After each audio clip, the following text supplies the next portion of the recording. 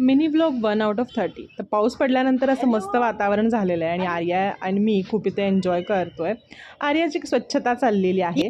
तर आज मी ठरवलं की थोडासा सेल्फ केअर डे ठेवायचा आणि त्याच्यासाठी मी करणार आहे VLCCचं पर्ल फेशियल.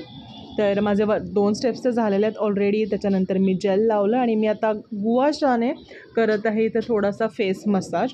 गुआशा लिम्फेटिक ड्रेनेज जे असतं ते काढून टाकतं, स्वेलिंग कमी करतं, ब्लड सर्क्युलेशन गुआशाने चांगलं होतं. मला तरी गुआशाचा इफेक्ट खूप छान वाटला माझ्या फेसवरती. सो मी वन्स इन अ वीक वापरत असते.